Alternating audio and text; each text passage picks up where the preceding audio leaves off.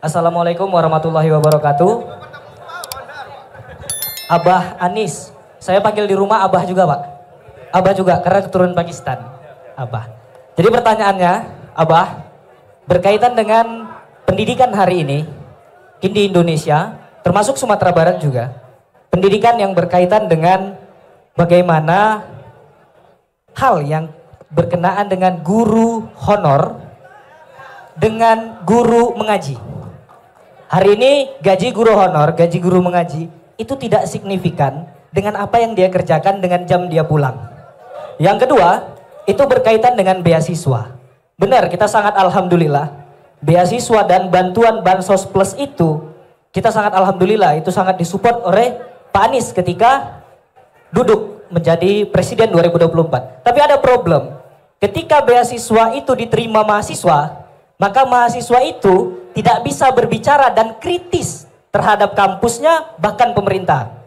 Bila dia kritis, maka beasiswanya dipotong. Diberhentikan beasiswa itu. Yang ketiga, dari kampusnya. Dan itu sudah pernah terjadi, Pak Anies. Di kampus kita di Sumatera Barat pernah terjadi. Mungkin tidak usah disebutkan, nanti jadi tidak enak. Kemudian yang ketiga, ketika Pak Anies menjabat menjadi seorang menteri pendidikan waktu itu berkaitan dengan K13. Hari ini kurikulum itu berganti menjadi kurikulum mereka, kurikulum merdeka maksudnya, Pak. Jadi kita ingin kemudian yang berkaitan dengan tadi adalah pendidikan, guru honor, kurikulum merdeka, dan beasiswa. Kemudian yang keempat, dan itu paling penting, berkaitan dengan Sumatera Barat, Pak Anies. Ketika bicara Sumatera Barat, kita bicara adat basandi syarak basandi kitabullah. Tentunya itu ingin kita jemput. Ketika Pak Anies duduk menjadi presiden 2024, kita aminkan aja dulu. Apa percepatan dan penguatan terhadap kebudayaan yang ada di Indonesia? Karena kita melihat kebudayaan selalu di titik nomor 3 malah. Karena Ubay salah satu pegiat budaya dan salah satu penulis juga yang ada di Indonesia. Nama Ubay tercatat di Apa dan Siapa Penyair Indonesia hanya dari masa Khairil sampai 2019 waktu itu. Terima kasih. Oke. Saya kembalikan ke moderator atau langsung ke Abah Anis. Langsung ke apa Anis? Ya, Bung Ubay, 4 pertanyaan besar dalam waktu 2 menit. Nah, ini namanya mission impossible. Gini, guru honor.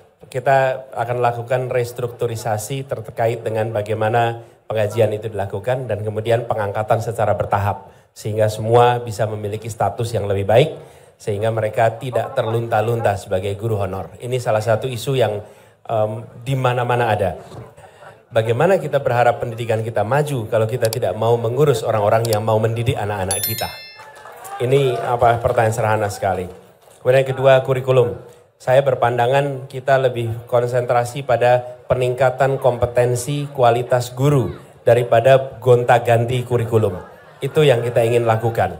Karena seperti begini, memanah meleset. Yang kita kerjakan apa? Yang kita kerjakan ganti anak panahnya, ganti busurnya. Tapi yang memanahnya tidak pernah dilatih untuk bisa memanah dengan lebih baik.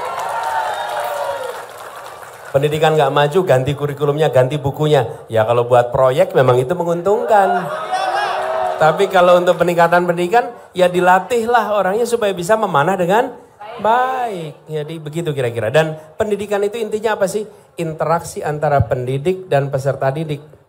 Supaya memastikan interaksinya sama di semua tempat, disiapkanlah kurikulum. Supaya sama di tiap generasi, siapkan kurikulum. Sederhananya begitu. Tapi intinya adalah interaksi antara pendidik dan peserta didik. Nah kalau pendidiknya kompeten, baik, dan bisa menjadi guru yang baik, insya Allah sisanya akan lebih mudah. Kemudian yang ketiga, kebebasan berbicara. Kebebasan berbicara itu insya Allah kita jamin. Tidak ada lagi kritik kepada negara yang kemudian diproses menjadi kriminal. Sama sekali tidak. Itulah sebabnya kemarin dikatakan slogannya, Wakanda no more, Indonesia forever. Supaya tidak perlu lagi takut mengkritik apa yang dikerjakan oleh negara. Jadi kebebasan untuk berpendapat, mengkritik negara itu harus dilindungi. Jangan justru malah dimatikan. Sekarang ada pertanyaan mungkin. kenapa kritik kepada pemerintah itu jangan dimatikan? Kenapa? Ini demi kepentingan pemerintah itu sendiri. Demi kepentingan pemerintah sendiri. Demi kepentingan rakyat itu sendiri. Sekarang ya, Bung Ubay. Bung Ubay, ketika saya berbicara begini, Bung Ubay mengkritik, Pak Anies, Anda tidak melihat orang yang di belakang, Anda hanya melihat orang yang di depan Anda. Mereka yang di belakang tidak dapat perhatian. Oke, saya tengok ke belakang. Oke, dapat perhatian nih. Oke, kemudian Pak Anies, Anda nggak cukup, yang kirinya belum dilihat. Saya tengok pula ke kiri. Dikritik lagi, saya tengok kanan. Apa yang terjadi? Semua dapat perhatian. Kenapa? Karena ada kritik. Tapi begitu Ubay mengkritik Pak Anies yang di belakang tidak, kau diam, saya sedang berbicara sekarang. Diproses. Apa yang terjadi? Yang rugi saya, yang rugi mereka. Betul tidak? Apalagi udah tarik-tarik ya. Nggak boleh. Nggak bisa. Jadi nanti ditantang. Janganlah. Dah, apa yang sesungguhnya terjadi? Ketika kritik itu diberikan, mungkin saya lagi semangat-semangatnya bicara, dikritik menjadi nggak nyaman. Ini lagi semangat-semangatnya ngomong, dikasih tahu, Pak, kau salah alamat. Itu yang di belakang nggak diperhatikan. Tidak boleh, karena kita sedang memegang mikrofon yang dibiayai oleh pajak rakyat. Jadi kita sedang menjalankan negara atas pajak rakyat. Ini bukan uang saya, ini uang negara. Jadi kebijakan-kebijakan kalau dikritik. Yang kedua, membuat publik ketika saya menjawab, tidak, saya mau konsentrasi ke sini. Kenapa saya konsentrasi ke sini? Karena hari ini yang membutuhkan perhatian di sini. Dia debat lagi. Tidak Pak, yang belakang lebih perhatian. Saya memberikan argumen lagi. Dia jawab lagi. Saya argumen lagi. Apa yang terjadi? Semua menyaksikan argumen mana yang lebih masuk akal. Argumen mana yang lebih mencerahkan. Saya harus memberikan penjelasan tambahan. Dia kritik lagi, saya penjelasan tambahan. Yang kemudian membuat mencerdaskan kehidupan bangsa lewat perdebatan kebijakan karena ada kritik kepada kebijakan pemerintah. Ya, jadi di satu sisi saya akan bisa merespon, di sisi lain kalau menurut saya lebih tepat begini, saya harus berikan penjelasannya. Jadi kalau misalnya saya mengatakan kita perlu melakukan kebijakan A, lalu dikritik, saya harus jelaskan kenapa A itu lebih baik. Dijawab lagi, saya jelaskan lagi, siapa yang diuntungkan? Seluruh rakyat yang mendengarkan, gitu ya. Dan itu namanya mencerdaskan kehidupan bangsa. Karena itu saya sama pandangan dengan Bung Hatta. Apa yang dikatakan Bung Hatta? Bung Hatta itu mengatakan demikian. Setiap pemimpin adalah pendidik. Dan setiap pendidik adalah pemimpin.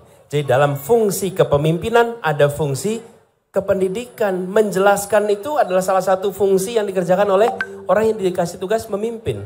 Lalu yang terakhir tentang percepatan kebudayaan. Ini akan kita teruskan. Barangkali Bung Ubay bisa lihat apa yang kami kerjakan ketika di kementerian. Di mana undang-undang kebudayaan yang sekarang itu adalah diproses, disusun ketika saya bertugas menjadi menteri. Waktu itu RUU-nya disusun. Kami menyiapkan RUU-nya, dimasukkan ke DPR, reshuffle. Jadi kemudian ketika undang-undangnya keluar, menterinya udah ganti. Tapi proses penyusunan RUU kebudayaan itu adalah salah satu yang kita bidani prosesnya itu semua. Yang kedua, ketika saya bertugas di Jakarta, kami pisahkan bidang pariwisata dari kebudayaan. Dipisah sehingga menjadi dinas kebudayaan berbeda dengan dinas pariwisata. Kenapa? Karena dinas pariwisata itu soal penghidupan.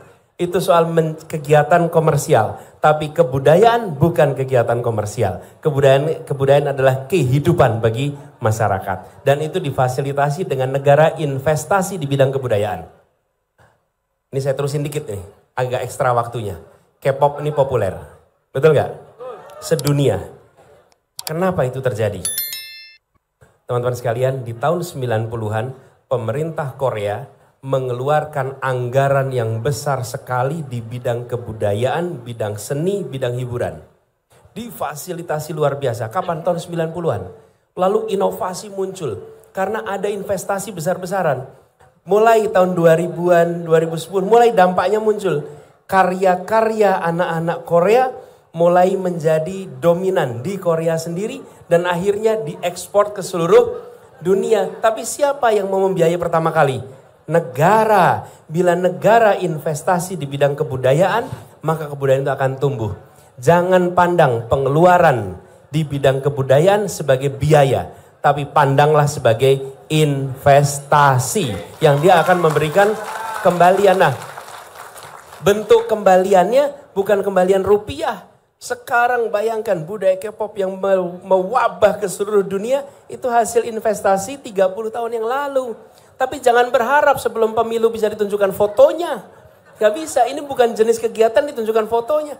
Tapi ini investasi serius. Nah ini yang ingin kita lakukan. Kami ingin investasi di bidang kebudayaan supaya para budayawan bisa berkarya. Dan budaya Indonesia, karya-karya itu insya Allah menjadi tuan rumah di negeri sendiri dan tamu mempesona di negeri orang. Kira-kira gitu ya. Oke, siap.